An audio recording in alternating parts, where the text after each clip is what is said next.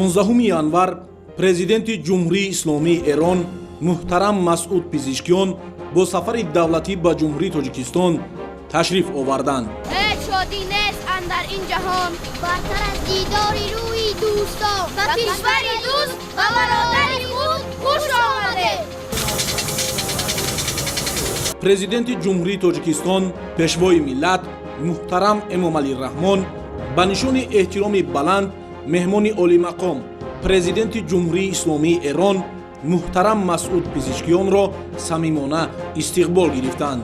Саҳни фурудгоҳи байналмилалии Душанбе ба хотири пазироии арзандаи меҳмони олиқадр бо парчамҳои давлатии ду кишвар, аксҳои сарони давлатҳои Тоҷикистону Эрон ва шиорҳои тараннумгари дӯстии мардумони ду давлат идона оро ёфта буд. Барои истиқбол роҳрави сурх густурда шуда, афсарони горди фахрӣ аз ду тарафи роҳрав саф оростанд. зимни суҳбати кӯтоҳ ки дар толори фурудгоҳ баргузор гардид, сарони ду давлат доир ба барномаи нахустин боздид ва сафари давлатии Масъуд Пизишкиён ба Тоҷикистон табодули назар намуда, аз ҷумла изҳори бовар намуданд ки он дар таърихи муносибатҳои ду кишвари ҳамзабону ҳамфарҳанг саҳифаҳои нав боз мекунад. мавриди зикр аст ки сафари давлатии президенти ҷумҳурии исломии Эрон аз 15 то 17 январ дар ҷумҳурии Тоҷикистон идома ёфта, зимни он мулоқоту музокироти сатҳи олии Тоҷикистону Эрон, имзои шумораи зиёди санадҳои нави ҳамкорӣ ва чорабиниҳои дигари муҳим аз ҷумла тиҷоратию сармоягузорӣ ва илмию адабӣ дар назар аст.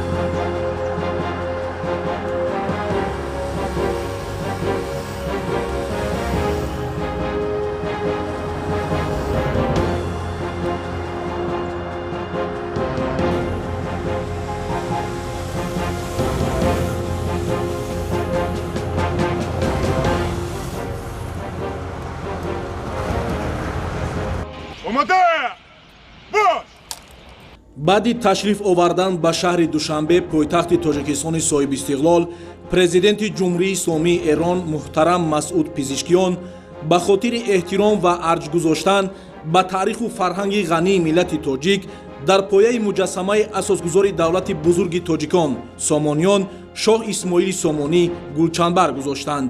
дар ин маросим президенти ҷумҳурии исломии Эрон муҳтарам Масъуд Пизишкиёнро сарвазири ҷумҳурии Тоҷикистон Қоҳир Расулзода ва дигар намояндагон ҳамроҳӣ намуданд.